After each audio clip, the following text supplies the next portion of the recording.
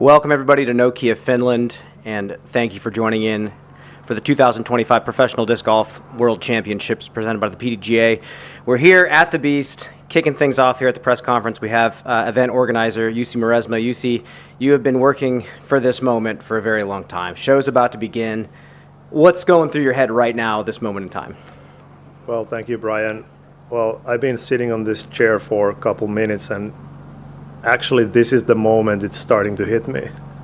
We're finally here. It's 99% done, so everything is set up. We're just doing the final touches of the event.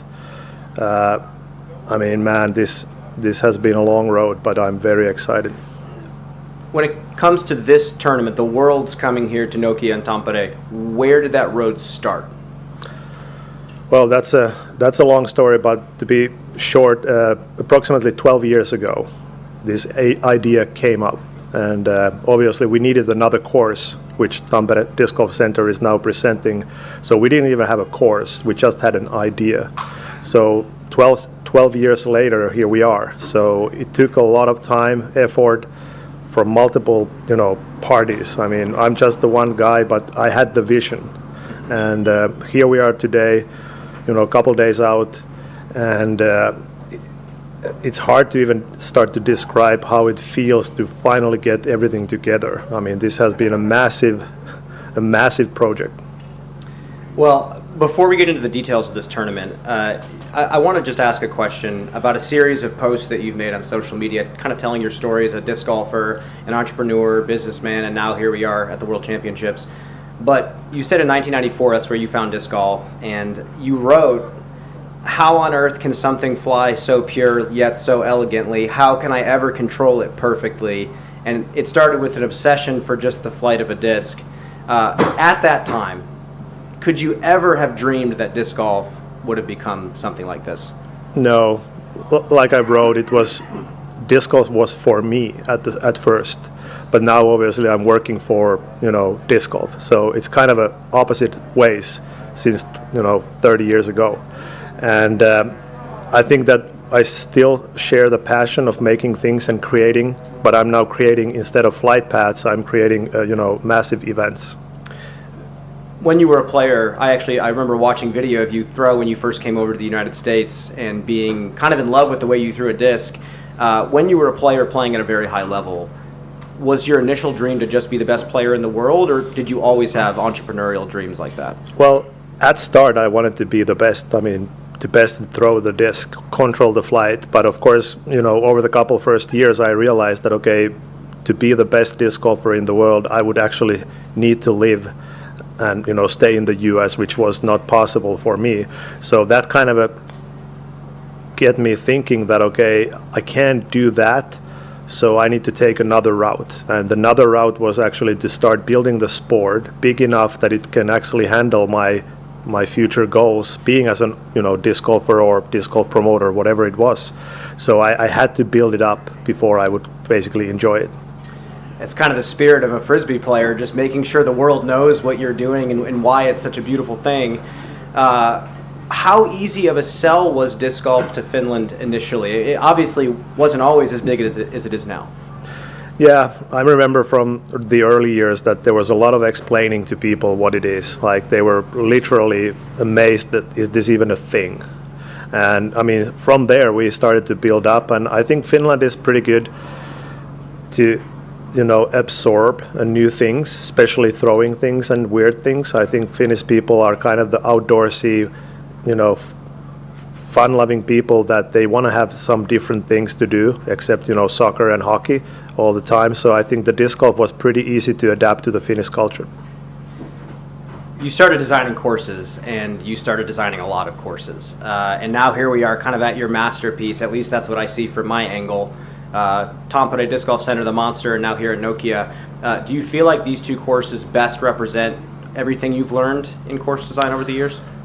Well, I mean, we're somewhat limited here at Nokia, so I understand that this is not the kind of the ideal, course design. This is basically a design what can be done here. So this is kind of a pop-up course. I always call this almost like a Monaco Grand Prix of disc golf, because we are in the city center, very limited space, maybe not the distances that we used to have on the normal disc golf courses nowadays. But looking back and looking to the Monster, the Tampere course, that's basically built from the scratch, made to order, pro disc golf. And I mean, I have had a great friend, Tommi Vesala, lefty guy, designing that course with me. So our vision was to build a disc golf course that is so kind of a tough and difficult that it will actually test the time. So even now 2025, it's basically challenging every single level of play, and we hope that we can do that into the future. So there are of course available land somewhat there that we can actually even make it more difficult. Jussi, thank you so much for your time. Here's Terry Miller. Thank you. Good afternoon, Jussi. Hi, Terry. Last year you were at the World Championships, as you've been to many of them, but last year you were there along with some dignitaries from Finland. What were the biggest things that you guys took away after watching last year's Worlds, knowing that you guys were on deck? Yeah, so I had a delegation of a couple people from city of Tampere and Nokia, and they were of course interested to see how the Worlds are before we are going to make our own run of it. So actually after each day we sat down at the hotel and went through our everybody had their own notes, so it was kind of a very new and fresh thing to go and be on a tournament where you're not basically stressing out, okay, how this tournament is going to be run by you. It's going to be you're spectating and making observations. So that was a really, it's a really new thing for me. And of course, we were excited to understand, okay, what it takes to run the Worlds. And of course, I mean, they came to me and said, hey, we want to make this better. So it was kind of a challenge accepted. Well, that leads me to two parts of my next question, which is, what was the number one obstacle that you guys had here? This has been years in the making, and obviously you've all but moved heaven and earth here to have the Worlds here. What would you say is your number one obstacle that you overcame? I would say time, in a way that, like I said earlier, I had this idea already 12 years ago, but we were not ready. I mean, we had to spend time, and time have to be spent on all aspects of the tournament. So of course we could run, and we have run pretty successful European Opens throughout the years, but I kind of had a feeling that it's not enough for me. So once the Worlds come here, they need to be something special. My last question is, last year at that Worlds, the stage was set, at least on the FPO side, of having Eveliina Salonen from Finland win. You had Anttila there. Obviously those are two of your front runners. What would it mean to have someone from Finland take down this World Championships? Yeah, I mean, I haven't really put any thoughts on that, because I want to concentrate that the event will actually happen as we wanted it to happen. But of course, if you want to go and speculate over it, that would be it could not be any bigger moment, because we're now here in Finland. Every eye is on them and us. So obviously that would be the dream come true. All right, Jussi, we are sure that you have other things you probably have to do, but thank you for all the time, energy, and effort from your entire staff and crew. We're looking forward to a great week, and with that, we'll be right back. Thank you.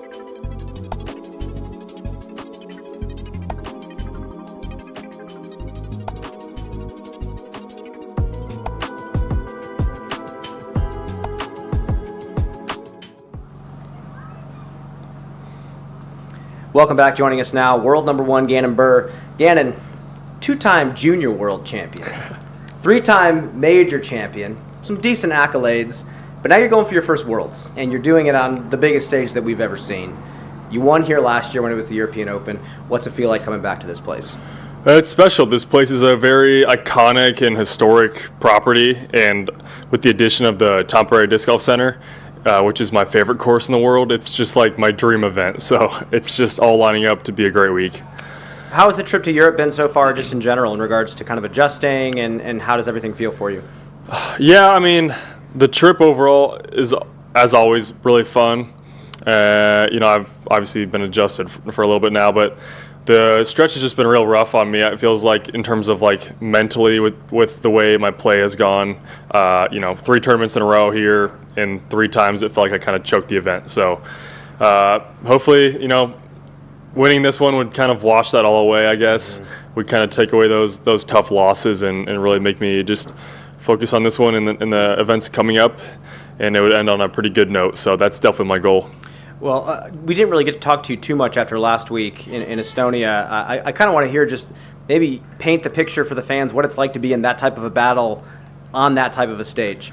Yeah, I mean, it's crazy. It's obviously the venue at the Estonia place is crazy. It's unlike anything we've ever had before. So it just meant a lot to see all the people come in and show up, and you look around and the whatever miles of banners that they had out there. All the advertisement is really what we need to push disc golf to a new level. And then, it's just crazy. So to be a part of that, to even have a chance to win that tournament, meant a lot to me. And, everything is a building block moving forward, even if it doesn't go my way. You said that Tampere is your favorite disc golf course in the world, and I've heard the same sentiment from a lot of players. It's also my favorite course in the world. Can you kind of, again, explain to the people watching that have not been there why it's so good? I mean, just the attention to detail. There's mounds that are man-made. They were not there. Even hole 1 last year, they put a little tiny mound, but you would never even know because it's so perfect. I love, the birch trees look amazing. I think the design is very intentional, and they have these kind of wooden walls made out of logs about 35 feet short of a lot of the baskets. So it requires you to think a little bit more on your shot. You can't just throw a laser beam into the ground. You have to actually air it over that, or you're going to be left with the circle 2 putt.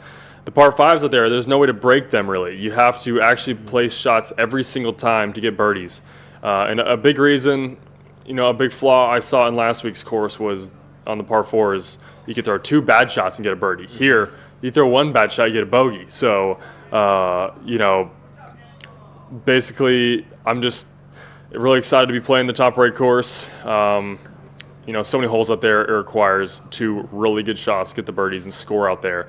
And I think it's going to be, honestly, a bit more fair in the way that, you can't get away with throwing bad shots. So the shot shaping out there just fits my game so well. There's a lot of like PD turnovers, straight mids, or even just like beefy drivers. And then obviously a good amount of forehands as well. So I think that course requires, a full game set. So I think I have all the tools I need to score well out there. It just depends on how my game's feeling. And, I think I've game playing pretty well. I had a pretty solid practice round out there today, lacing a lot of the shots. So I'm confident. I think the big thing is I'm just going to have a lot of fun out there no matter what.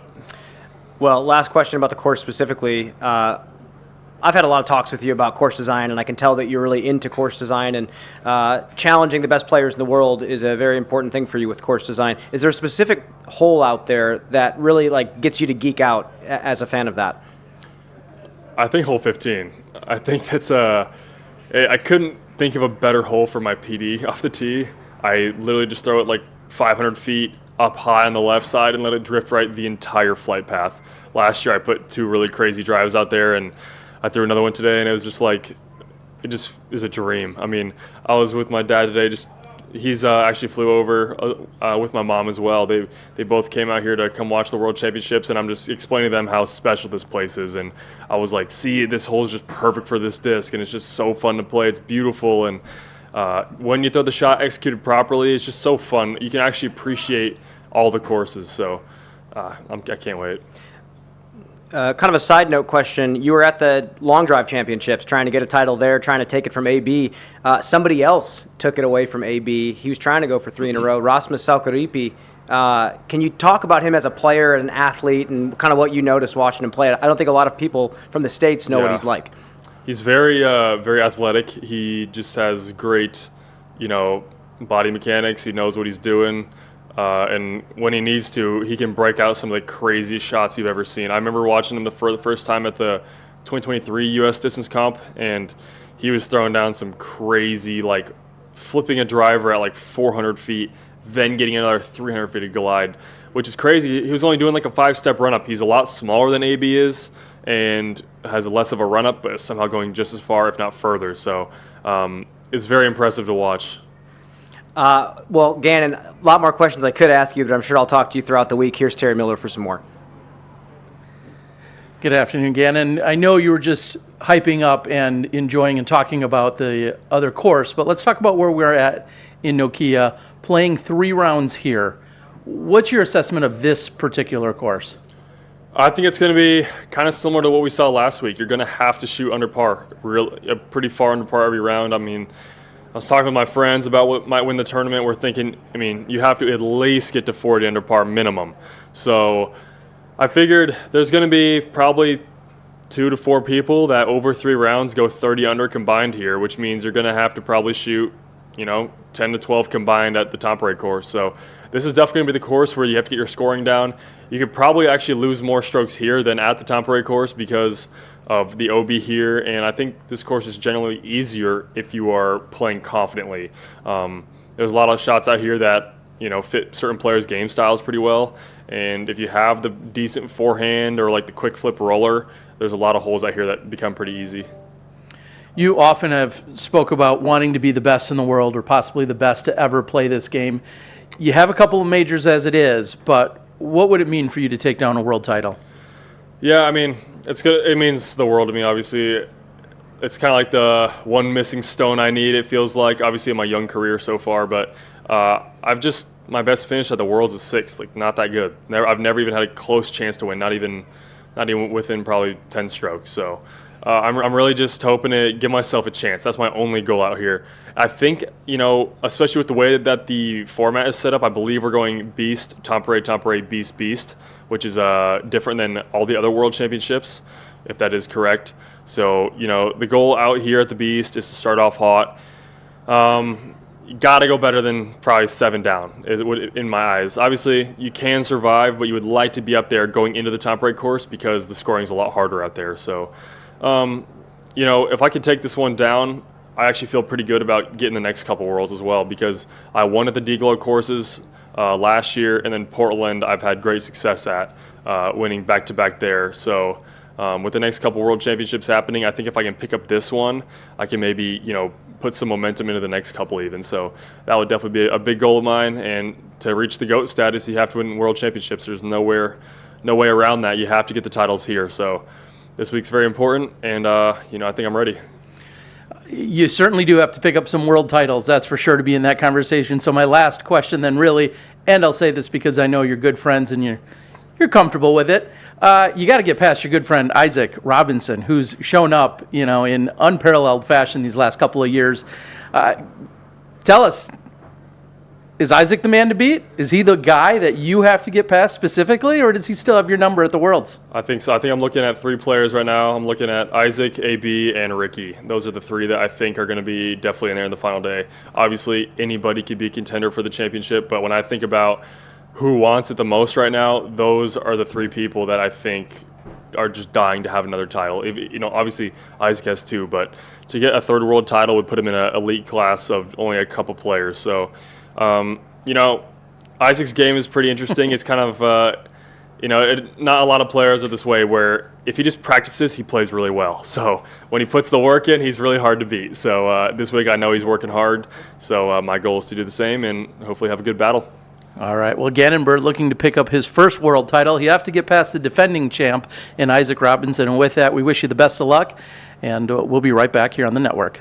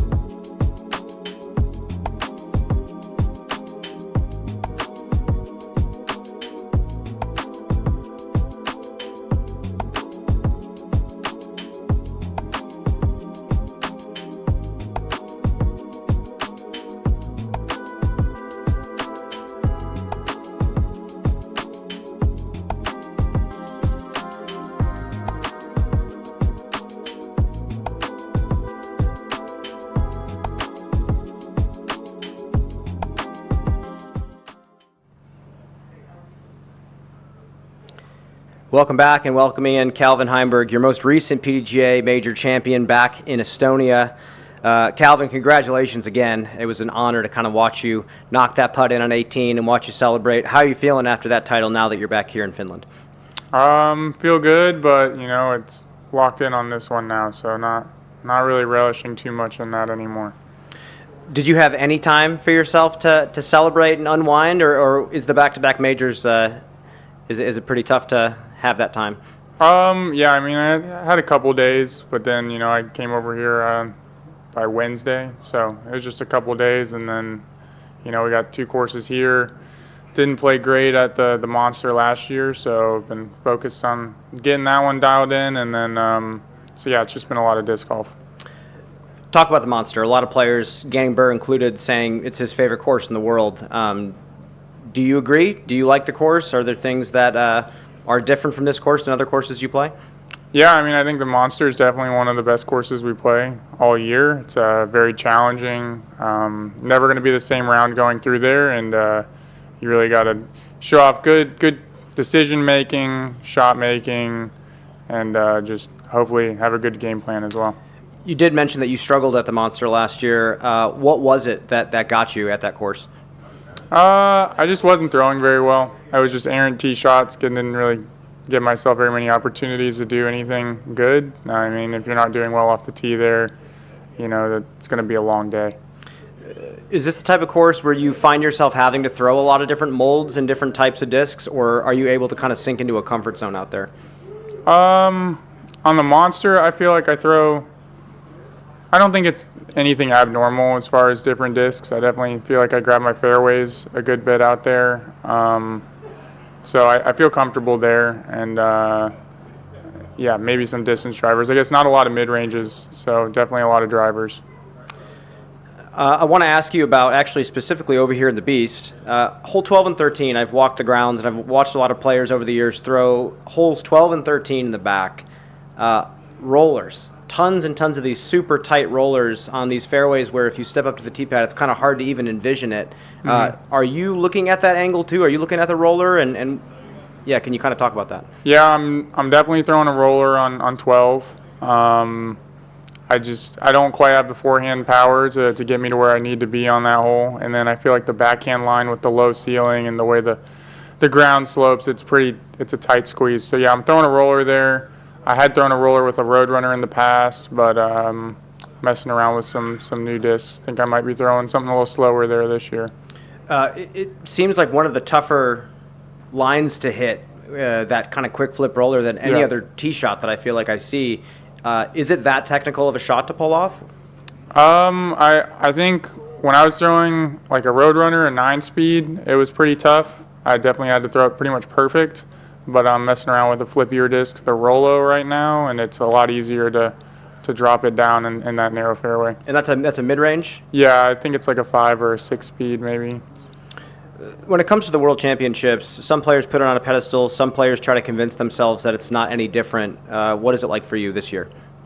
I think it's generally viewed as the biggest tournament we play. It's 5 rounds, which is more than any other tournament we play, and yeah, I think it holds the most prestige out of anything, so I think it is certainly valued more than any other tournament. In regards to preparation, is it any different for you? I don't think so. I typically, I feel like I put a good bit of work in every week, so I don't know that I'm preparing that different. Maybe putting a little more time on the practice putting green, but other than that, it's a lot of the same. Well, I want to ask, you finished off last week's tournament with unbelievable circle 2 putt for the win, and then on the previous hole 17 obviously did the opposite from a shorter range. Yeah. Is there a specific range of putt this season that you are struggling with more, that you have to put more work in, or is it just kind of day-to-day? I feel like it's more day-to-day. I can't say it's like a certain range, but yeah, I think it's just day-to-day. Sometimes it just seems like, I don't know, maybe, I feel like if I were to put a distance on it, I feel like maybe that like 23 to 27 foot range just doesn't quite feel right. And that, I don't know, I feel like you should make most of those. At this point, you're a veteran of the Disc Golf Pro Tour. You've won a bunch of tournaments. You got your major. At this point, when it comes to putting and putting practice for that matter, What is the approach for you? Is it kind of mindless, go up to the basket and just try to put them in? Is there a form thing that you focus on? I think you know, if it's mindless, you're probably not practicing right. I think you need to get out there and, you know, focus and get the feeling you want to have during the tournament when you're out on the practice screen. I feel like any practice that you go out and mindlessly do it's not really practice, it's just killing time. Well, then, overall, going into this week, obviously Major last week was fantastic. When it comes to a world title, yes, you say you put more value on it than anything else, but how much more would a win here mean than other wins that you've had in the past? I mean, it would be the biggest win I've ever had, so a good bit more. I don't know. Calvin, that's all I got for you, my friend. Thank you so much for your time. Here's Terry Miller. Again, congratulations, Calvin. And we all know you've been quite a straight shooter. Getting this major last 2 weeks ago or so, people talk about it being a monkey on your back and maybe giving you either additional confidence or just looking at things differently. I know it was a quick turnaround, but do you feel any release of pressure? Do you feel any more validated or any other feelings that you might have after winning the major?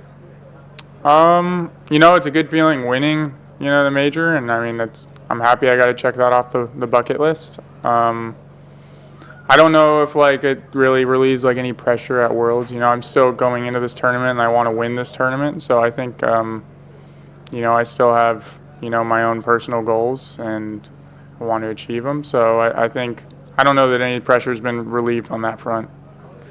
Earlier, you were talking about practice routines and taking things seriously. You and I had a discussion a few months ago about how players come out to the course, what they're doing, what their routines look like. In fact, I think it was last year's Worlds we had this conversation. What is your routine on a typical week like this for the Worlds? What does practice really look like for you? I think, you know, I'm going out to the courses early in the week, dialing in, kind of getting an idea of what I want my game plan to be. And then as the week goes on, you know, there's going to be holes you're comfortable with and holes you're uncomfortable with, and you start to try to play the holes that you're uncomfortable with a little bit more and kind of gain confidence on them. So, you know, like tomorrow, I'm not necessarily coming out and like playing a practice round. I think I'm probably going to go target like the 4 holes I'm least confident on both courses and go out there and play those a few times and, you know, practice putt and call it a day. But I think it's just trying to get yourself confident on every hole on both courses.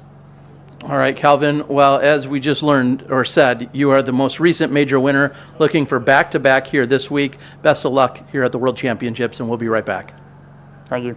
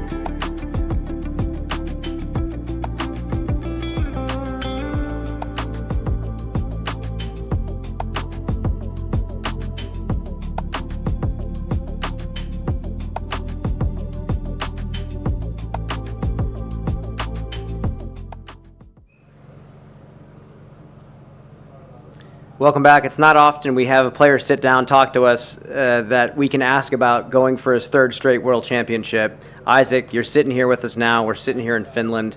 The stage is bigger than it's ever been. How are you? I'm doing great. It is such a pleasure to be here with these two amazing courses. I just can't wait for Wednesday. Well, before we talk about the World Championships, I want to ask you about a moment last week. We just spoke to Calvin after a phenomenal battle and a phenomenal win. When he hit that final putt from 50 feet or so, we saw you in the background jumping for joy, almost like you were yelling Yahoo out to the 4,600 spectators.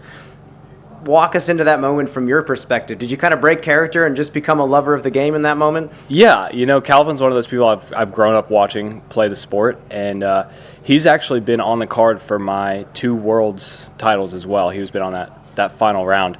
And so watching him chase the major title all these years has just been so cool. And as a fan, but also as a competitor, it's cool to see somebody clutch up in a moment that is life-changing for them. And so to see him make that 50, 55-foot putt, it was just so exciting and glad to see him get one. How involuntary was the jump? Could you Pretty even control yourself in that moment? No, it was because you've seen Calvin miss low on shots like that before. So that was kind of what I was expecting. I expected it to go into a playoff, and then when it went in and just seeing his excitement, it was just like such an electric moment. The past couple of weeks have just been a real luxury for the disc golfers, just being back there in Estonia and now here playing these courses. How has the trip overall been for you? It's been great. Estonia was just a one-of-a-kind experience. We felt like professional athletes over there, and everything about coming to Finland has just been amazing. From the ferry ride over to the spots we're staying, to Tampere, all of the surrounding areas has just been absolutely incredible. Well, zooming into this event, we just spoke to Gannon a little bit ago, and he said that whenever you're locked in and you're practicing and you're training and preparing, you're the guy to beat. How has the training and preparation been for the Worlds this year? Yeah, I wish I could say it's been going well, but every single one of my practice rounds has been absolutely terrible. So I think I need to iron out just a couple things. We got a couple more days, and got some really good field work in last night. Kind of took it easy the past 2 days. I think I was playing too much disc golf, and just needed to take a little bit of a break. And so I used Sunday and today as a little bit of a rest day, and got some good field work in last night, and the game's feeling a little bit better. What are you trying to find when you go out there in the field? Just accuracy. That's the biggest thing on these courses. Out here, you want to keep it inbounds, and then at the Monster, you just want to stay in the fairway as much as possible. And so I found myself all over the rough out at the Monster and finding out of bounds out here at the Beast. So really dialing in those approach shots and those shots off the tee. When it comes to the equipment you're using this year, has this been equipment that you've had pretty much all season since making the switch? Like, what's the relationship like with the discs in your bag right now? Yeah, a lot of the same discs I've had all year, so I know exactly how they fly, and they're beat in to the point where they're not really going to beat in anymore, and so they're going to hold that same flight for a while now, which is great.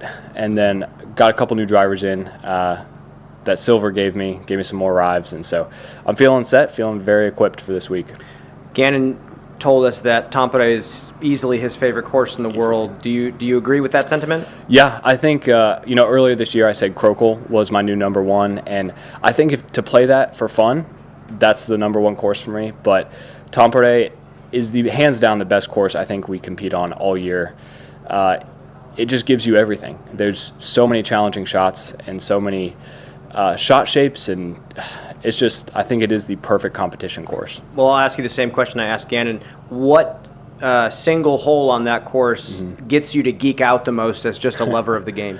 Man, honestly, there's several, but hole 1, as the starting hole, it is so difficult. I think it's harder than any starting hole we play on tour, and what they did with the mound at the basket is just, it adds a little bit of difficulty, adds a cool appearance to the hole, and it just, that one's one of my favorites.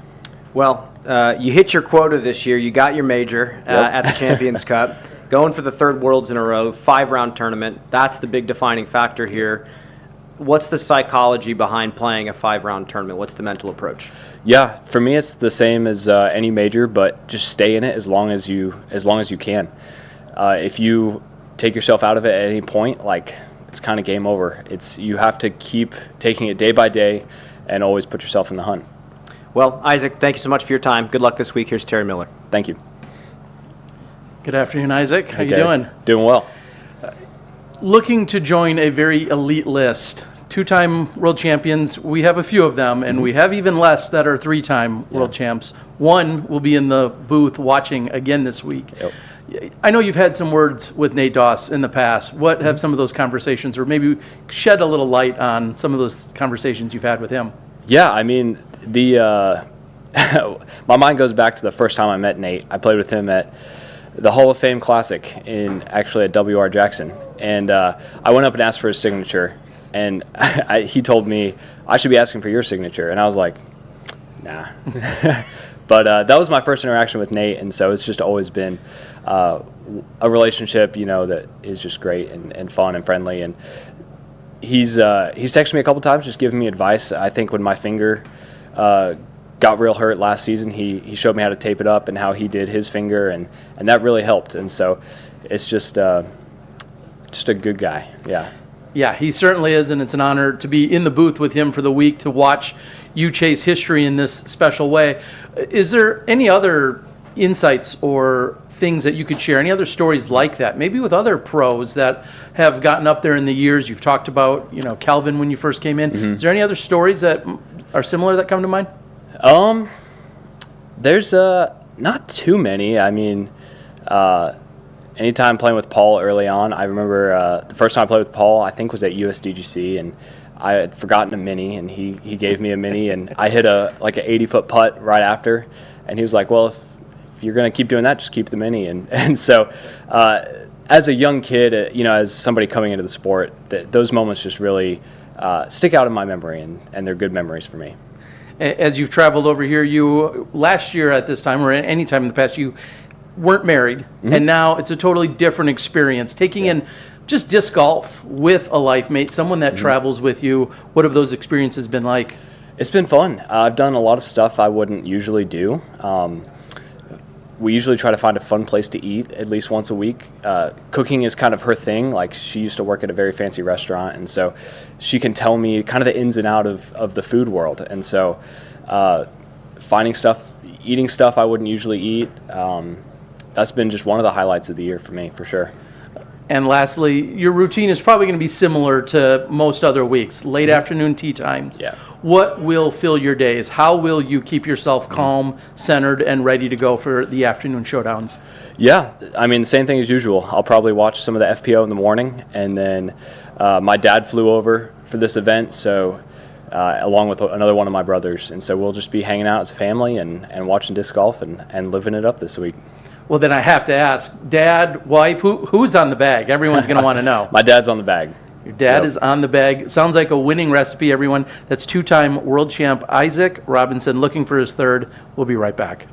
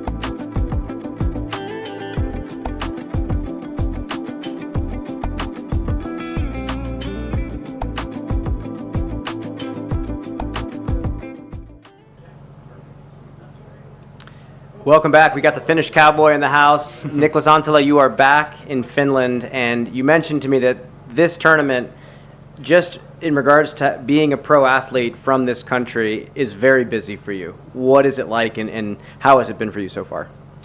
Yeah, I'm back in my homeland. I'm glad to be here. It's so much stuff for me though. I don't like to schedule things too often, but this week it's been different. I need to really think what I'm doing, where I'm going at all times, and a lot of media, a lot of interviews, stuff like that. So yeah, I'm just glad to do it. If there is even a little bit of disc golf in the thing I'm doing, I'm just glad to do it, and I'm happy. Well, Niklas, coming back here after a couple great wins this year, LA Open at Austin, how has the game felt overall coming back over to Europe? Everything been good? Yeah, it's just super consistent. I feel like I'm hitting my lines. My forehand is actually coming together as well. I can draft it on any tournament. And I think last year it was good as well, but there were some tournaments that I just completely lost it and I couldn't use it on any hole. And then my putting, that's been like my only weakness this year, I feel like. I missed more C1s than usual, but I think I can make all of those putts this week. I've been dialing it in a little bit and it's feeling good. It seems like every player, when it comes to their putt not feeling great, has a different answer as to what it may be or how you get it back. What do you think about when you're trying to quote-unquote get the putt going? Yeah, I think every time I miss too many putts, I'm just thinking too much, like too many thoughts in my head. I'm just trying to think about one thing right now and do that, and it's been working so far, so I will continue doing that. You talked to me a little bit about your sidearm, and I've noticed the exact same thing. Your forehand looks fantastic right now, and it seems like you're throwing it on different angles and throwing different speeds of disc really well. You mentioned that it hasn't been a specific form thing for you. It's just kind of clicked. When did that actually start happening? I was just like learning forehand again. Every time I found a new hole, I just threw the first shot like a backhand and then forehand as well on every hole. Even though it was a backhand hole, I just threw on my forehand, and I was trying to manipulate like different lines and different angles and different discs as well. So yeah, it's coming together and it feels good. Disc golf feels way easier with the forehand. Well, let's talk about this tournament. You're going to have both out here at the Monster and the Beast. What course do you feel like you can sink your teeth into more and score better on? And which one do you like better? I like Tampere better. I feel like that's like made for my game. I can throw my FDs and PDs on almost every hole and just like I can throw like 80% on almost every tee pad and just like stay in bounds. There is not like one hole that feels uncomfortable to me, and that's a big thing when course is like that demanding. I guess 17 might feel a little bit nerve-wracking sometimes, but that's it. I love Tampere. That's my favorite course in the world. I have heard that sentiment from numerous players now, and I'm going to ask the same question I asked them when they said it was their favorite. Is there a specific hole out there that sings to you, that you feel like is one of your dream disc golf holes? Oh, I just love hole 8. I think that's the straight 180 meters in the woods. That's just like made for my FD at the moment. And I have been in the C1 almost every time I throw that hole. So that's my favorite so far. Last year, UC Maresma told me a story of when he kind of first noticed you as a young juniors player coming up in the game, and seeing you with Paul McBeth and blossoming into the player you are now. Do you ever zoom out and just look back on the journey to getting to this point? Yeah, I actually found out about disc golf like almost exactly 10 years ago now. It was 2015 August. Time went by so fast, I feel like, and just like playing with my childhood idols like Paul McBeth and Ricky Wysocki, it's like a dream come true, and I'm living my dream at the moment. I can't complain. Well, Niklas, thank you so much for your time. Good luck this week. Here's Terry Miller. Thank you, Brian.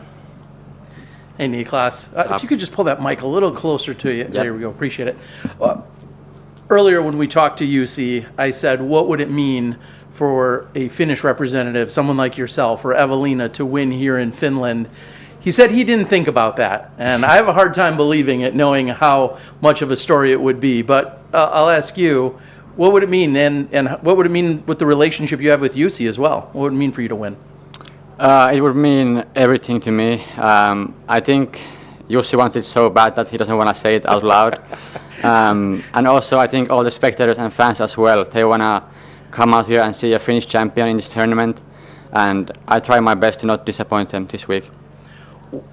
What's been the most exciting part for you in terms of having all of the players from the U.S., the ones that you normally go play in their backyard or at their favorite course or somewhere on the Pro Tour, everyone coming here? What has that been like for you? Just awesome. I'm glad to see that they love disc golf out here. They love the courses. They love how professional these events are. I'm just so proud to be Finnish and hear all the compliments every day. Just happy. You spoke earlier about being so busy, a lot of responsibility, a lot of public relations and things that you're being asked to do right now. What are some of the things that you've had to do this week, and does it slow down at all?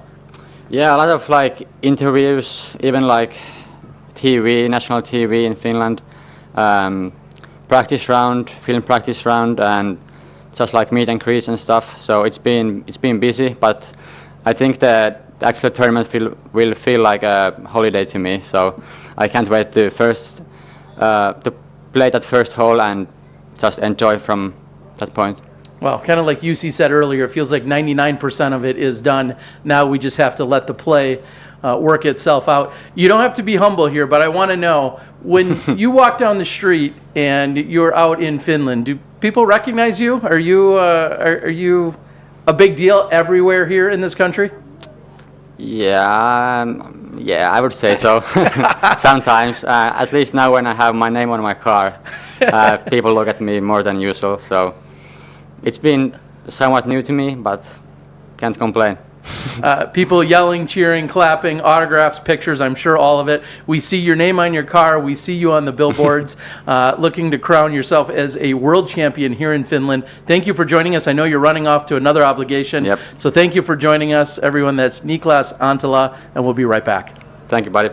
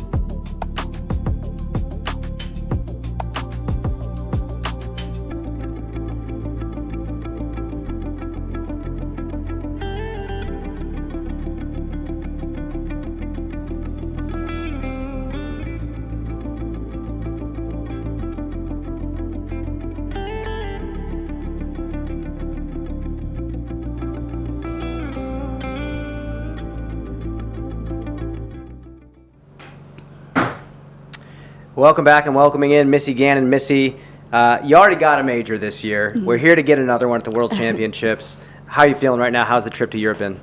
Oh, it's been amazing. I mean, it's been so nice to have the week before the week of, to have time to practice, time to relax, time to explore. It's been one of the best experiences leading up to a Worlds that I've had. Well, let's go back to last week in Estonia. You did take some time off before that. You rested, relaxed, recovered, and then you got straight to Estonia, and what a stretch of disc golf this has been. Can you kind of just talk about the week last week, the stage that you got to play on? Yeah, I mean, it was amazing, and, you know, I was fortunate enough to play there last year as well, and so it was just nice to come back and kind of feel like I knew, what to expect. And I feel like I was like downplaying it for some of my friends who hadn't gone yet, and just so that they could really feel, the gravity of, that whole show that they put on. So yeah, it was just really nice to be back there. And then again, just taking the ferry back over and then having a week to play both of these beautiful courses and just see more of Tampere. I hadn't really been able to explore it much last year, so it's been just an enjoyable experience. Well, before we zoom into this tournament and these courses, I just want to ask a more general question. How's the body, how's the mind, how's the disc golf feeling this week right here in Tampere? Feels good, yeah. I haven't felt like I've been overloaded with too much. I played doubles. I'm going to do the putting competition tomorrow. I've gotten 3 practice rounds at each course in, so a little more than usual, but I just have such a good time playing these courses, and I don't feel like I'm, putting my body under too much stress. Surprisingly, I feel really good. I am aware I need to probably pace myself a little bit, but again, other than putting tomorrow, I'm going to be able to relax and recover a little bit, and yeah, I feel pretty prime right now. This is primed to be the biggest stage that we've ever seen, and we thought last week was going to be big. Looking at the show that he's already put on, we know it's going to be a big deal. What is the focus this week on this course here at the Beast and next course at the Monster? It's they provide different challenges, which is obviously what we look for in a World Championship. Out here it's kind of just keeping it clean and managing the course. I'm aware that there are eagle opportunities for some, but there's also a lot of OB, and I'm just going to play my game and stay in the ropes out here. And then over at Tampere, the Monster, I feel, I don't know, there's some sort of Zen energy out there. It's just, you're surrounded by this beautiful forest and birch trees and all of this different kind of foliage, and it just feels so serene, and so I'm just looking forward to taking that in and playing golf in the woods. It's these 2 courses are providing really nice challenges. Well, we've seen Nokia for a number of years now at the European Open, but Tampere still is a relatively new course to this level of golf.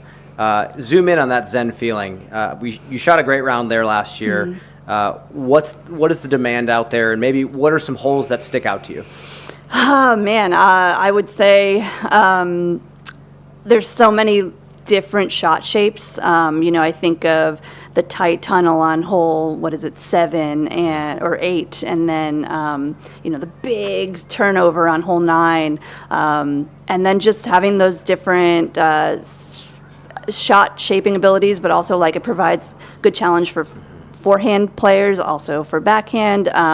You're just going to see a lot of variety, and I think it's really just being in the forest, but you're having to, manage the big mound hole. Of course that's going to be a one to watch.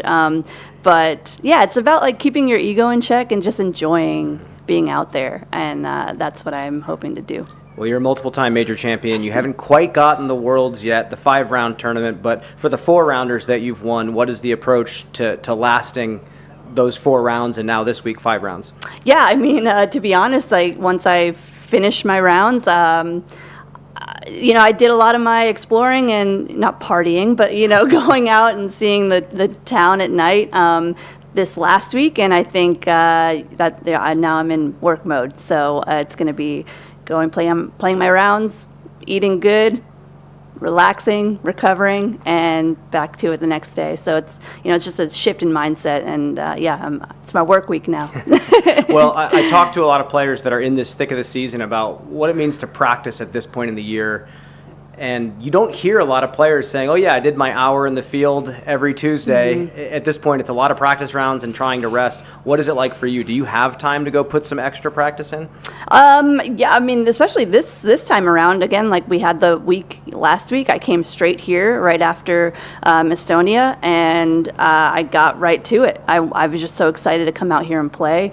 And yeah, it's just been a great stretch of time for me to balance practicing and having really meaningful practice rounds, and then also just being able to chill. Well, you came in 3rd place last year at the European Open, playing both these courses. You lost by just a few strokes. What is it like for you to be in this thick of the season and now this week 5 rounds? What is it like for you to practice at this point in the year? Mm-hmm. Where do you lose those strokes? What is it going to take to overcome that and take first place here at the World Championship? Yeah, I can't even really remember, what happened last year. I'm sure there were some OBs, and it just depends on if everything's clicking, and just trying to execute the shot. Especially out here, it's all about just execution, and I think you'll put yourself in scoring opportunities. But yeah, it's just a little bit everything. You kind of you can't plan for anything. You just have to hope and hope that your game is shaping up the way it feels in practice, and then just try to don't let anything outside get in your mind, and just try to execute. I've heard from a lot of players that last week in Estonia and here in Finland, this is the most they've ever felt like a pro athlete. Mm-hmm. When you first made the leap to become a professional disc golfer, did you ever dream it was going to be something like this? No, for sure not. And I always think back. I'm so grateful that I was in the scene, pre-COVID. Kind of felt that real grind, and even then it was a grind way before I was on tour, but, I kind of have both perspectives now, and I really don't take any of that for granted, and I think that's, just been really nice for me to lean on whenever something goes wrong. It's like, this sport has just become something that I could never have imagined, and I'm so fortunate to be a part of it in any small way, and I wouldn't change anything for the world. Well, I got two questions. One of them is a little bit lighter. You played the doubles with Gannon. He's your doubles partner going into the World Games in China and Chengdu. What does Gannon need to work on? I feel like he just needs to chill out a little bit. He gets a little crazy, and he's thinking about all the strategy, which is fine. But there's stuff I need to work on too. But I think with the alternate shot format, I think we're going to be able to, really just rely on our own skills and abilities. We're going to get out there, practice together. I think I got to tell him that, though. I think I just need to give it to him straight. Well, Missy, we're looking forward to that. But this week, last question, what would that first world title mean to you if you got it here in Finland? It would mean everything. It would change my life, and I feel like I've had so many things that have already changed my life. But the ultimate goal is to be a world champion, and I haven't checked that box yet, and I'd like to do it this year. Missy, thank you so much for your time. We'll see you out there. Good luck. Thank you. We'll be right back.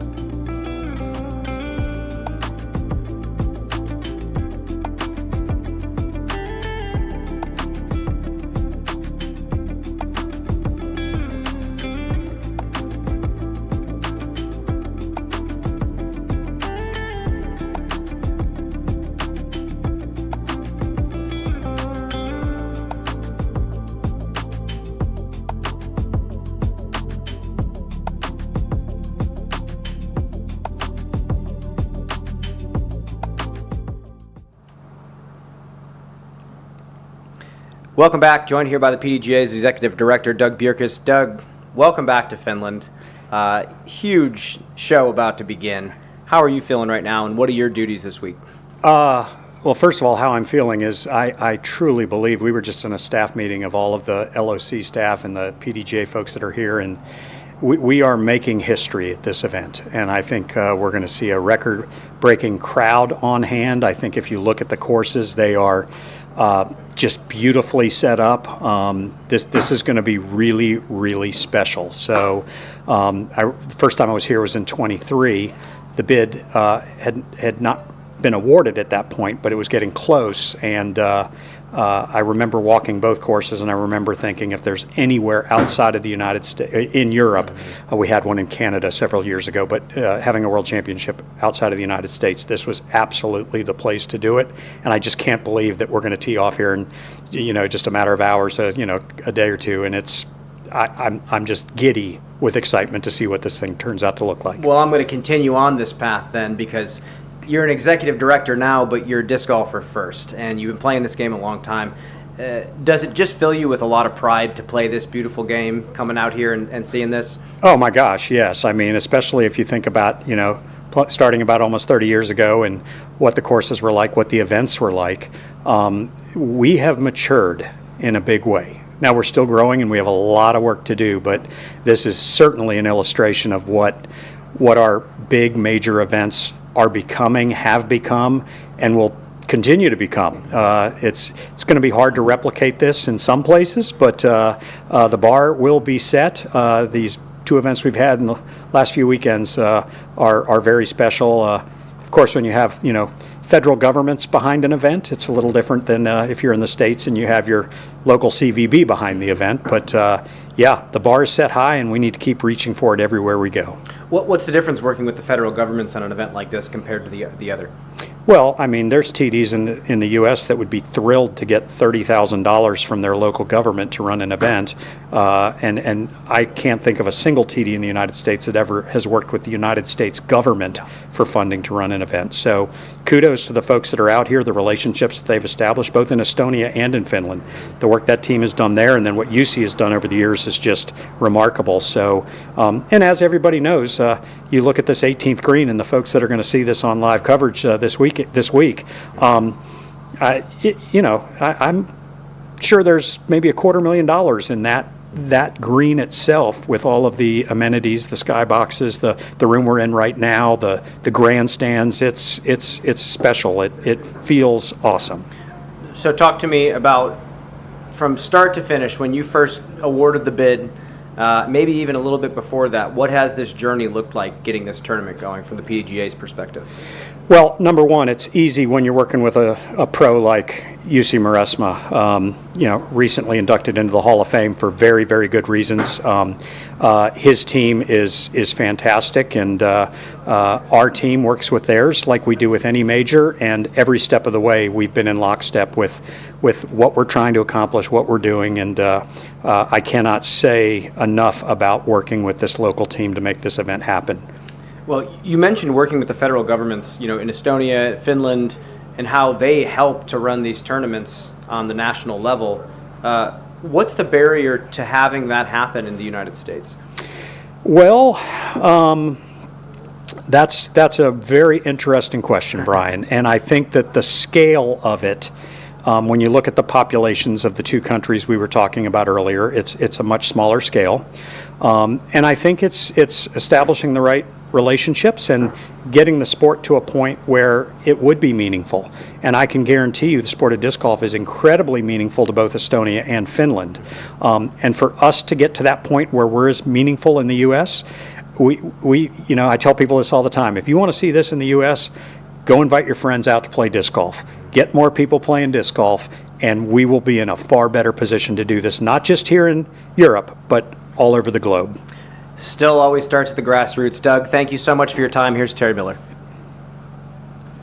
Good afternoon, Doug. Terry, good to see you. You too, and what a beautiful place we're in, and obviously the talk is this week, but I want to rewind just a little bit to last week. And we didn't see you in Estonia because there was another major going on just a few days ago. Tell us about that excitement. Yeah, so my favorite major of the year was hosted in Emporia, Kansas last week, and it was the Junior World Championships. We had over 400 players there, 13 different countries. We crowned 10 world champions, and the future of the game is in good hands with the folks that were playing this past week. I think pretty much any player that won their division would have easy work with me if they were playing against me. Yeah, certainly seeing some of our brightest young superstars.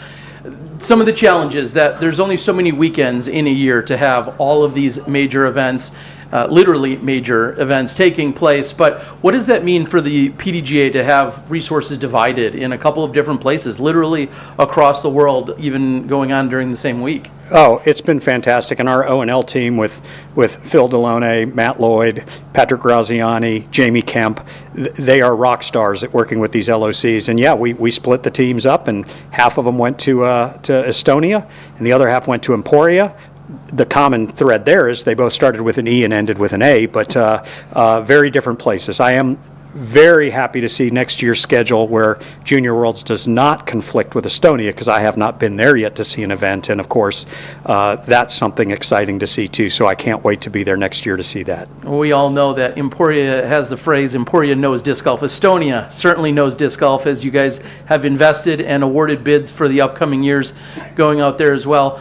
Real quick, I do want to now jump ahead a week, so we're skipping worlds in between. I want to jump ahead a week to China and what that's going to mean for disc golf representation there. And I believe you yourself are attending the World Games, right? I will be attending the World Games. The World Games are a springboard for the Olympics. And some people may ask, well, hey, in 2001, Juliana Korver, Barry Schultz went and competed in that. There were 6 teams. And for reference, there were 11 international events sanctioned that year, 10 in Canada and 1 in Japan. We are going this year, having just finished a year where there were sanctioned events in 57 different countries. So we are so close, and to see what's going to happen there is exciting, and looking forward to the 16 countries that are competing and have qualified. It wasn't just let's find 6 countries. There were more countries than that actually attempted to get in, and 16 of them qualified. It's going to be an interesting event, and we will be sharing on PDGA.com ways that people can follow that action, whether it's through the scoring app or through some video coverage, and I would encourage everybody to take a look at that, because much like this event is making history, next week is going to continue to make history for our sport of disc golf. All right. Well, my final question then is on this week. I think I know where this will go, but I got to ask anyway. Do you have any favorites? Who's going to take it down? I do. I really shouldn't do this, but I am going to call it. There will be an active PDGA member that wins the MPO division and the FPO division.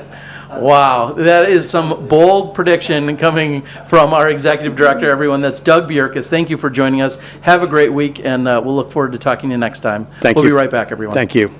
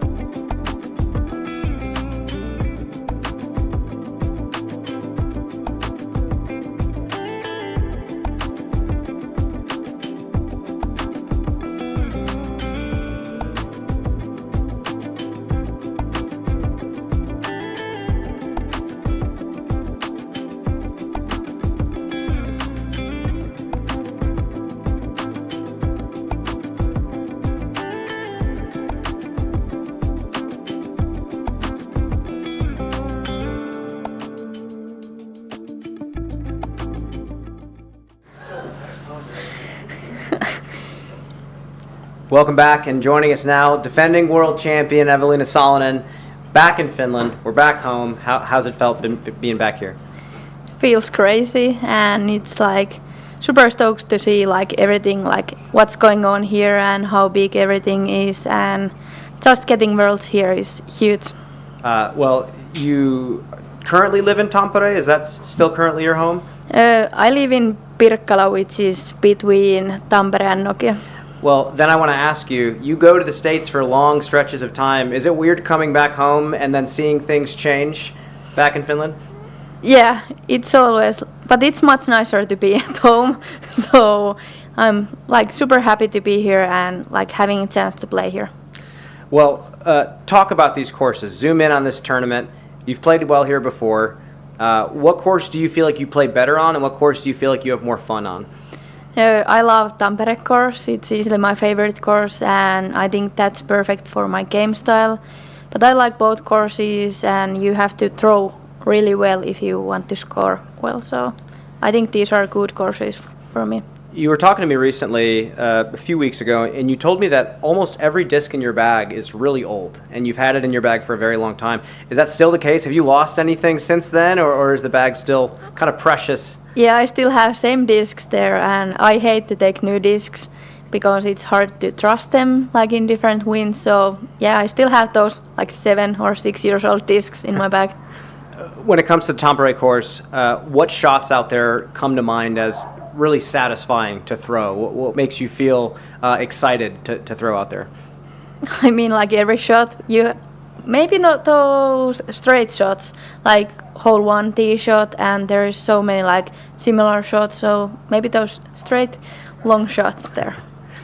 Maybe overall, not even just at Tampere, what is the most satisfying disc golf shot to throw for you? I don't know, full power destroyer shot with eyes closed. Well, Eveliina, back-to-back world titles puts you in a pretty elite club if you were to take it down this week.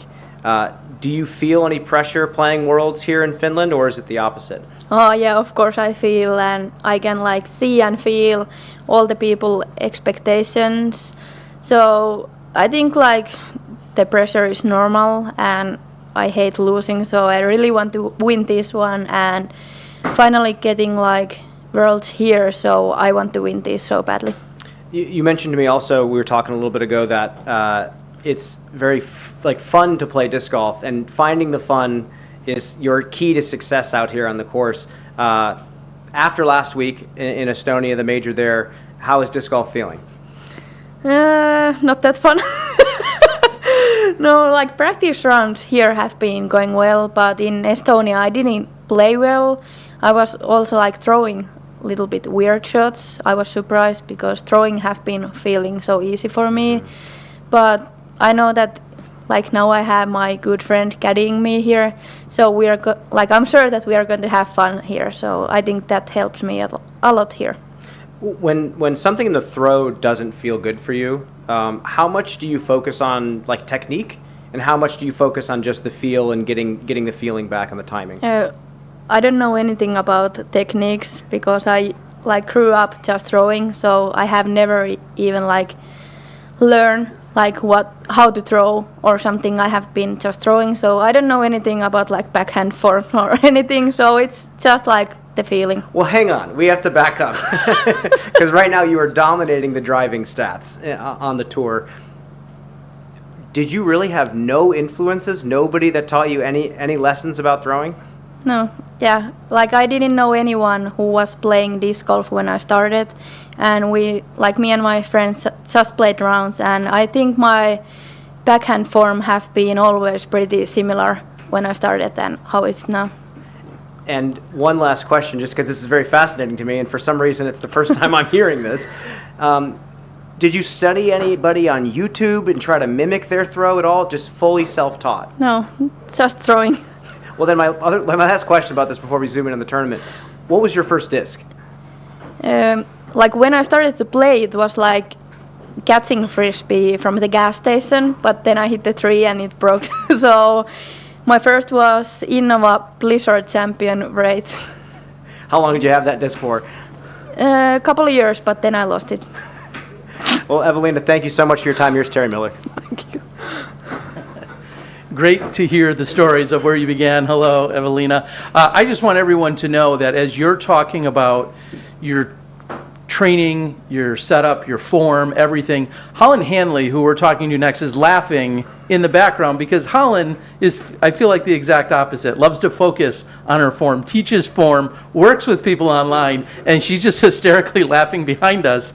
Have you had any conversations recently with anyone ever about your form? You have a good friend in Henna who throws very far as well.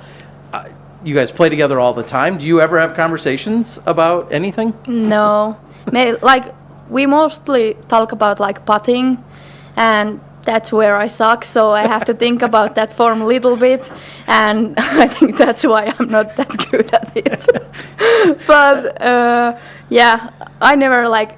I think last year I learned what is that. I don't know what to call it in English, like plant foot or something when you are throwing. So I learned that on last year too. A plant foot, yeah, those are helpful. I want to then ask about, you had just mentioned your words that you suck at putting. So what is it that you really need to focus on? We've seen some really good putting this year, and we've seen times where you struggle. Do you know when you show up at the course what kind of day you're going to have? Is there anything that sets that mood or that tone? I think it's all about like confidence. If I'm feeling good, I'm usually like more brave to putt like better. And yeah, if I get a little bit scared, something changes a little bit, and it's just like different feeling. And like sometimes I want to go putt, but if I'm not feeling super confident, I don't even want to walk on that putting green. So it's like all mental, and yeah, it's that. I think that's why it's changing all the time. And when you're having those struggles, what are some of the things that you do to try to talk yourself out of it, or to talk yourself into a better spot to make that next putt? What are some? You miss a putt, the next hole you have a same putt. What are you thinking in your head? I just have to hope that I can make it.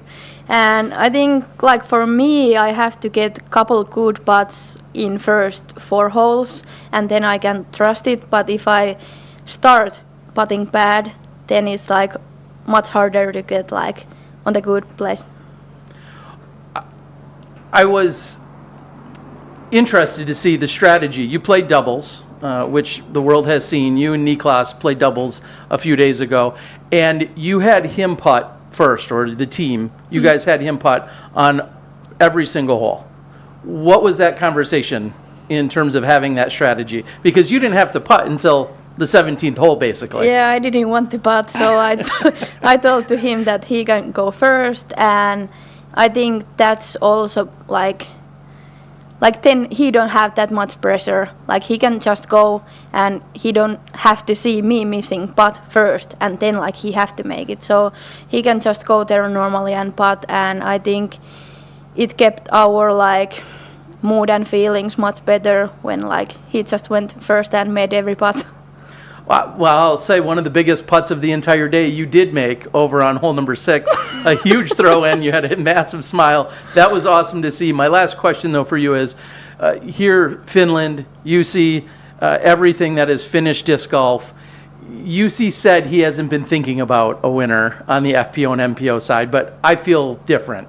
Have you had any conversations with him or any of the organizer about what it would mean for you to win here in Finland? No, I haven't talked about that, but I think like every Finn hopes that like some Finnish player can win here, and it would be a huge thing. Do you have any predictions on the MPO or FPO side? Of course, you want to win, but any other predictions on either side? I want that Niklas wins. I want to see that. All right. Well, we wish you the best of luck as you go for your second world title here at home in Finland, everyone. That's Eveliina Salonen. We'll be right back. Thank you.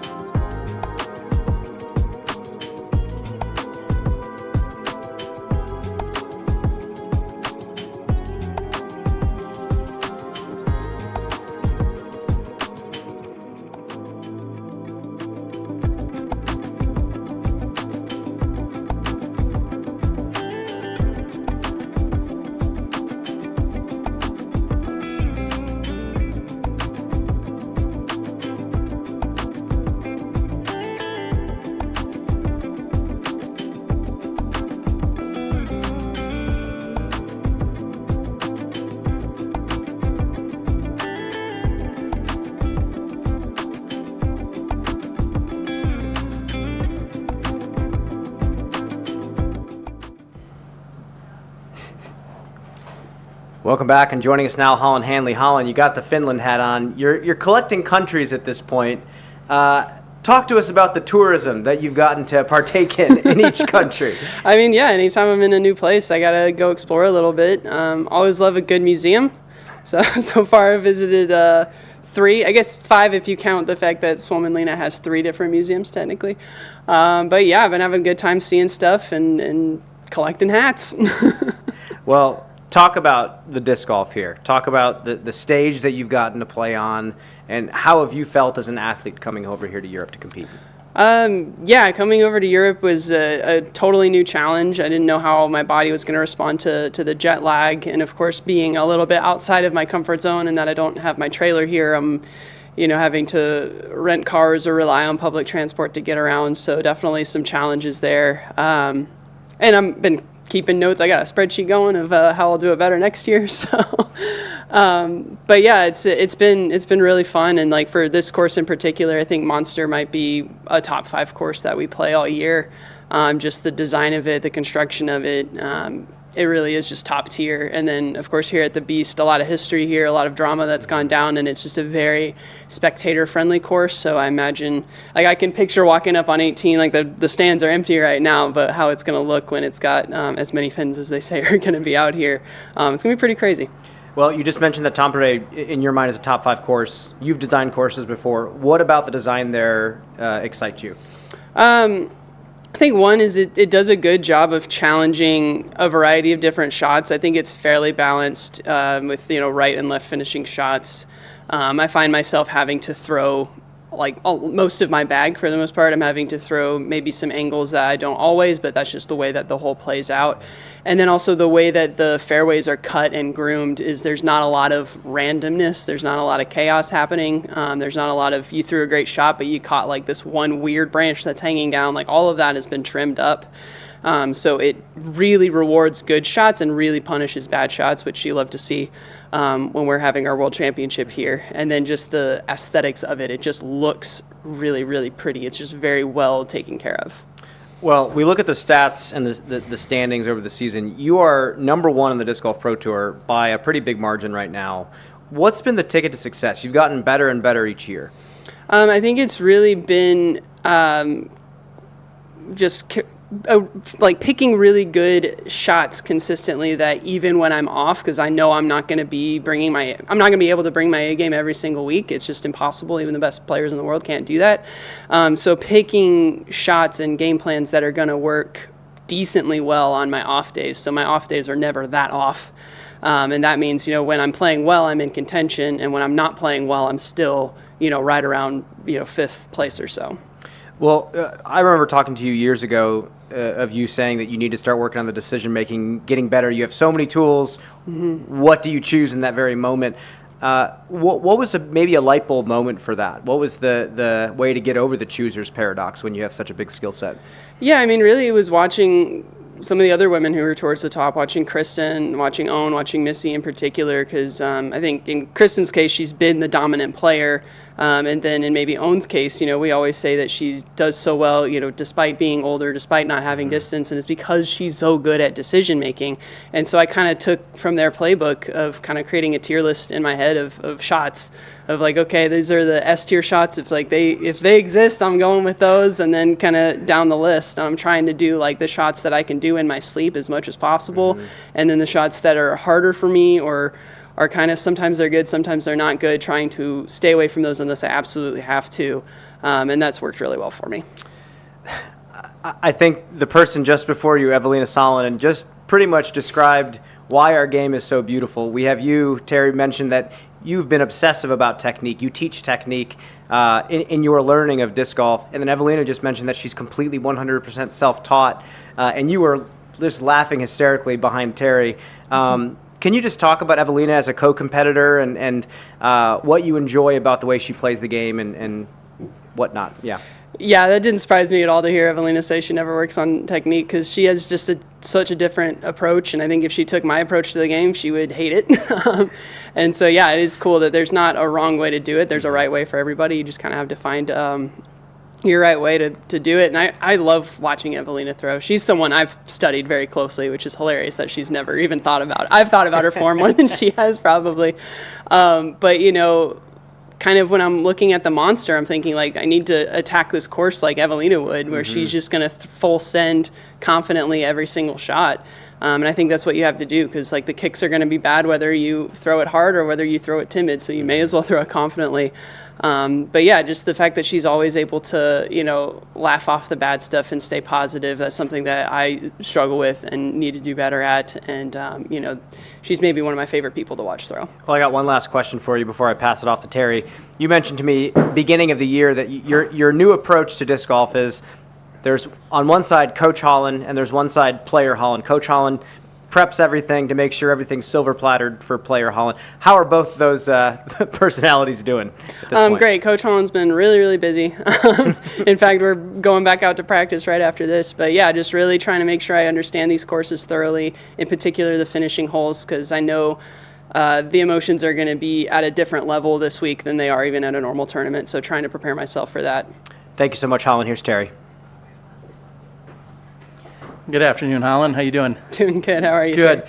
You just talked about how you want to go out and, you know, button a few things up on these last few holes. One thing that maybe is missing from your schedule are some of the extracurriculars here in terms of the putting competition, which will take place tomorrow, the long drive that took place yesterday, the doubles from Saturday. What kind of led to those decisions for you not to compete in some of those other categories where you'd be very competitive?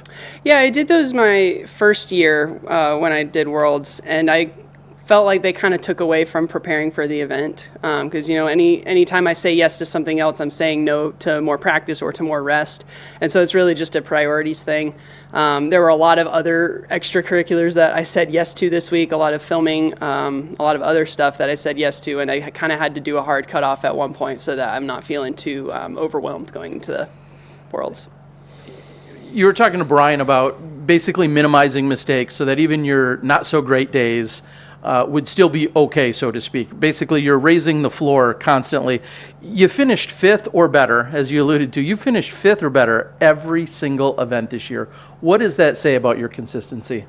I'd say it's pretty good. I didn't think I was going to do it last week, to be honest, after being so far down after day one. But yeah, it just speaks to like even when I play bad, I can have, you know, confidence that I'm going to be able to make up for it in subsequent rounds.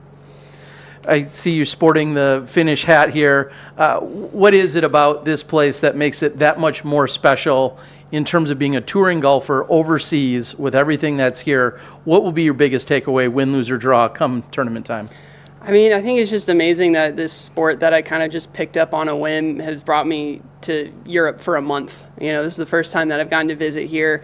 This is a part of the world I've wanted to visit for a very long time, and it was disc golf that brought me here. So just a lot of gratitude. And then, you know, the enthusiasm that the Finns have for this sport, I'm really looking forward to having them as our spectators this week.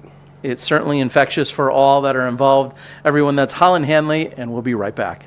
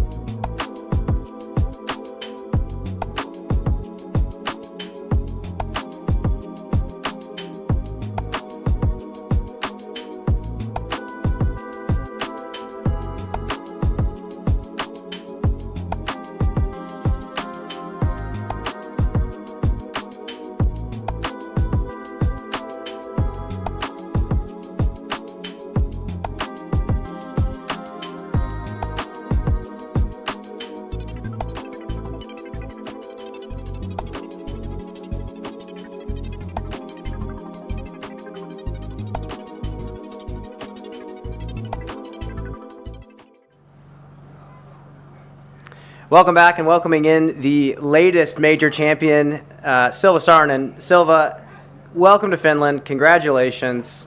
Can you just reflect on last week again? How are you feeling after that big victory? I feel good. I was home for 5 days and I came here on Saturday before mixed doubles, and after that I have played a few practice rounds. But yeah, it's nice to be here. So I have to say, I've been here for 5 weeks and I already miss home so much. What is it like for you going out on the road and being away from Finland for so long? Is that hard? Is that hard for you as an athlete? Not really. Sometimes, of course, it's hard, but I'm pretty used to that. So, yeah, it's normal for me to be away from home. When you look back at tapping in on hole 18 in Estonia, winning your first major after trying for a very long time, what's the emotion like now? How do you feel now after being a major champion for the first time? It's crazy to be major champion, but yeah, I feel really good. You have been in so many battles and you've gotten second place so many times. As an athlete, have you learned any big lessons from those second place finishes? I would say yes. Always when I have played for the win on final day, it has learned me something. Let's zoom into these courses. So we got Tampere. A lot of players are saying this is either a top 5 favorite course or my favorite course. For your style and the way you like to play the game, how is the Tampere course for you?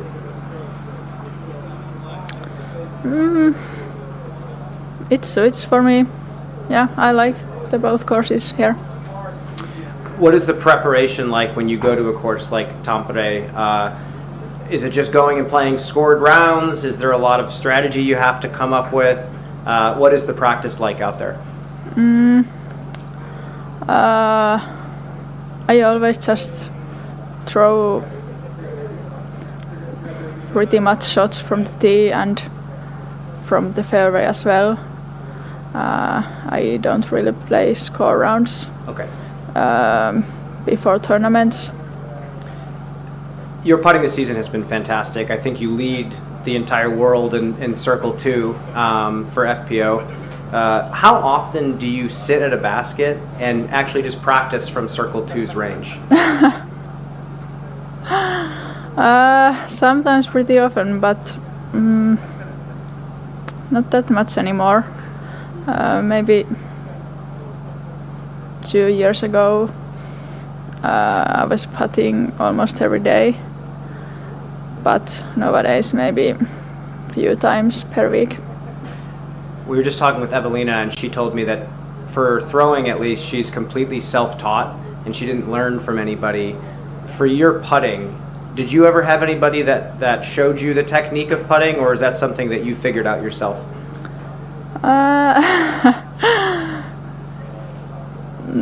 No, I didn't learn it from somebody.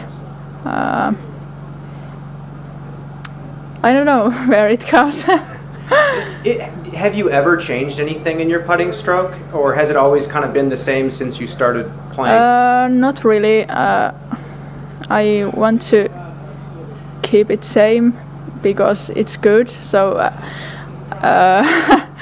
if I think something, I just wanna keep it same as before because it works. Of course. Well, Silva, thank you so much. Here's Terry Miller for some more questions. Good afternoon, Silva. Understand that you don't want to change anything about your putting. Is there any other part of your game, any other throws that you're working on that you want to change or adjust? Not much, but forehand, of course, and I'm working for that. Do you practice a forehand often? Do you even try to practice them, we'll say, or learn anything new during a week like this? or do you just leave that for the off season or for some other time? I would say I don't leave it for off season, but during weeks like this, I don't have much time for field work, so I'm not practicing that much right now. But when I'm at home, yeah, I'm practicing it. It makes perfect sense to not worry about it necessarily right before this week. My last question is about your history of being a PDGA member and maybe a fan of the sport. You've signed up in 2018 when you were a junior. You had a lot of success as a junior player, and obviously now. Do you think about previous world champions? Do you look at the history? Has that ever been of value to you, of previous world champions on the FPO side? Not really. I'm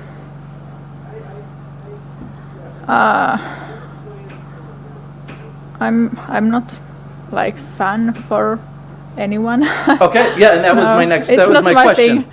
It's not my thing to look at others like up there.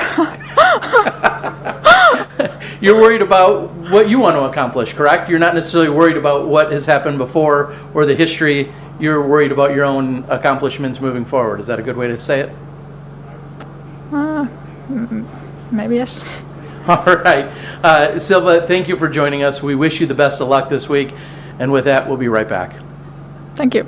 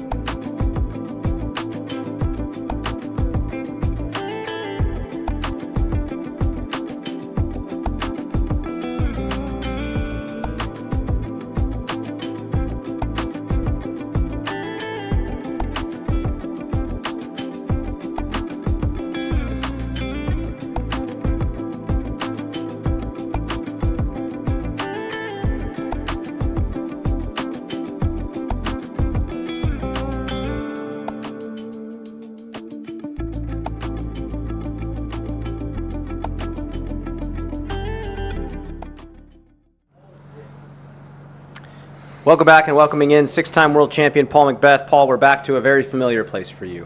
You've been coming here for a very long time. Just give us the feeling that you have now. After all these years, you come back here and the stage is even bigger than it was before. Yeah, every time I come back here, I just picture this hole that we're sitting on right now with thousands of people surrounding it. It's kind of the moment I always live for when I come out here, is just having that crowd there on the 18th green. And now it's just looking different each time. There's more buildings, more glass, more sponsors. So it's really cool to come here and see the growth of it every year. And it excites me every time seeing this, coming together. You told me a story a long time ago of when you had a stretch of tour over a decade ago where it was like you, Double G, and a couple other guys touring in a Mustang, and that was how you guys got around from event to event. At that time, did you ever believe that it would be this grand, this big, this professional? I think we all hoped, but back in the day, for some reason, we'd squeeze 3 people in a 2-door vehicle to tour, and that's how everyone seemed to do it. But Yeah, I mean, it's every year I've come to Europe, it's been, typically bigger than what we have in the U.S. As far as the structures, the crowds, and things like that. And, it's great to see, we have a world championship here now. And the crowds are going to show out, the buildings they have here, the amenities and all that stuff that we have here is just, it's incredible, and it's nothing we've seen, in past world championships before. But yeah, the growth is incredible. I'm happy for it, and I hope it continues to grow. At this point in your career, I think you said this is year 18 for you? Professionally, yep. Yeah. We have some players that say, I try to make sure the majors don't have any extra prestige in my head, so I prepare for them the same. What is it like for you, someone who's won so many? Do you put them on a pedestal when you prepare for them? They definitely are. I mean, we have 4 of them if we're lucky. I think now that is the tradition, is 4 majors in a year. We have close to 20 Pro Tour events, and then, who knows, thousands of A tiers, B tiers, C tiers. So there's only 4 of them for a reason. These are the biggest events, biggest titles you can win, and we get 1 world championship a year. So they are definitely something special to me. And people remember when you win a major, even if someone says, the last one's going to be forgotten. If you win your first world title or you win your first major, it's not going to be forgotten. You have been playing Worlds long enough to where you've played the Worlds where there's 7, 8, I believe even sometimes Probably 9 9, rounds with a final 9, and now we're playing 5 rounds. Can you talk about the difference in approach from that old format to playing the 5-round now? Nowadays, it seems like the Worlds goes by so fast. I would love for all majors to be 5 rounds. I think in general, we only have 4. Why not make them all 5 rounds? But the courses are longer. I think it keeps the field closer. You don't get the top end players running away like they have in the past. But I think it puts more pressure on every shot now. You had 7, 8 rounds. You can make up, a deficit. Now it's a little bit harder. You don't have as many holes. So, yeah, I think, this is the direction we needed to go, though, especially with the length of the courses we're playing, the par 68s, close to 70. Back then it was 54 to 60 maybe. So that made sense for all those rounds. But now this is the new standard. I'm going to ask you kind of a funny question. We're going to go back to 2013 Worlds at Lemon Lake. Mm-hmm. I was maybe watching a little too intently from a park bench as you practiced putting from a knee it felt like an hour. And I just sat there and watched you and thought to myself, is that what I have to do? Fast forward to now, do you do that type of specialized practice still on one very specific skill? I don't know. I don't know if putting off a knee is as needed as much anymore. I feel like our greens tend to be a little bit more open than they used to on courses like that. But I do definitely do that with putting, but maybe not from a knee as much. Well, you have a lot of history on these courses, and you've designed some wonderful courses. We played the World Championships at one of yours last year. Zoom in on the Tampere course. What about it from a design standpoint makes sense to you as a designer yourself? What UC did there is incredible. That was literally just swamp and grass back in the day, and they built up mounds. I believe they planted a lot as well, carved the fairways. I think they were able to do some next level stuff there that I've never had the opportunity to do with a course. But to see what they've built, green wise, tee pad wise, and he built that course for the future of disc golf. So I think. Yeah, I think again, that's kind of the new standard we're going to have in the future. I've asked Niklas, Gannon, and Isaac the same question about Tampere, and they gave me 3 different answers. So I'm going to ask you, is there a single hole out there that really gets you excited about disc golf? That gets me excited about disc golf? Yeah. Oh, man. Or maybe satisfies you as a course designer yourself? No, there's definitely one that I enjoy throwing. I'm trying to think of the numbers, run through them in my head real quick.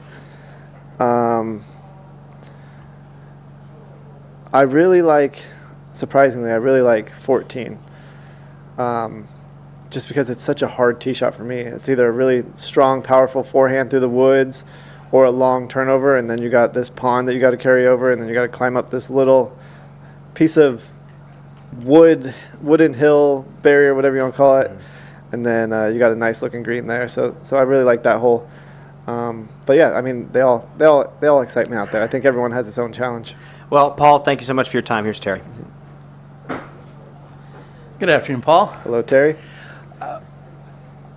I want to lead with the fact that we haven't seen your entire family here during this European swing. Are they on call? Is there a situation where if things are going in a way that you think they are, that they may show up, or what is the scenario there?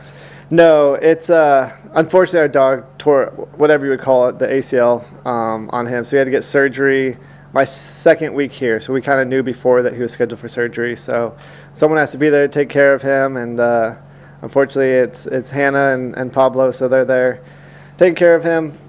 So they haven't been here at all for the whole trip. But I don't think Hannah wants to make a across the pond flight with soon to be 2-year-old. I saw you make a post talking about how you certainly miss them. What are the conversations like? I mean, as you said, this has been 18 years. You now have the 2-year-old, and you've been married for a handful of years. But what are some of the conversations and calls back home, knowing that, of course, Hannah fully invested in disc golf and then some, like yourself? What are those daily or maybe twice-a-day conversations like? Yeah, we usually end up FaceTiming when he's eating breakfast or dinner. Because I get to stay up late, luckily, and talk with them. But a lot of FaceTiming, a lot of videos. He seems to be getting a lot of new toys while I'm gone. No, it's been really good. But I think it's good that they're not here, especially with this heat and no air conditioning. I don't know how we would have done it with the two of them, and it's been tough here. So I think they're better off where they are now in the air conditioning. Well, we know they'll be tuned in watching from home, and you've said how you want to win a world title and win when Pablo can see you as a champion, and I know that's what you're going for this week. My last question is, you said this has been built for, this is something we've all been waiting for, this type of experience, this type of world championship. Yes, the infrastructure here is here. Yes, UC is here. But what should others be taking note of? Someone back in the States, or maybe in other countries, what should they be taking note of here to put on a show this grand and this massive? Yeah, if someone wants to run something like this, you need to see all the behind-the-scenes stuff.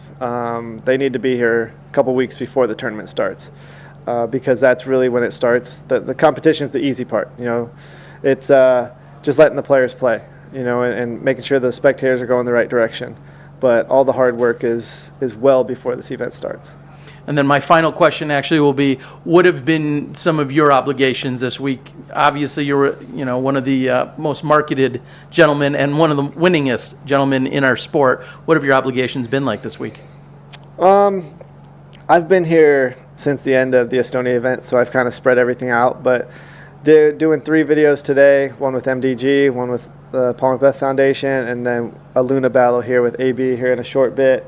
Did some Jomez videos at the Nokia Arena. We got the annual disc golf round with Lauri Markkinen, and some interviews and stuff like that. So a lot of stuff, but comes with the territory, I guess, like you said. And is that all part of also having MMA star Julian Marquez on the bag this week, or no? He is here. He is causing trouble, as he does best. All right. Brian's got one more. Best of luck to you this week. Thank you. I'm back. I got one more for you as we close this press conference out. You win this world championship. You tie Kenny. And I know you've worked very hard to create a legacy for yourself. You're giving back in more ways than just competing. And you've been chasing that tying major for a little while. What would it mean to you to finally get it here at a place that you know so well? Yeah, so I would tie him in majors 1, not world titles. He's got me by a bit there, but this would be an iconic spot to do it, and then have the opportunity to break it with a USDGC and potentially tie him with another record. He's got the most USDGCs. I might only have 3,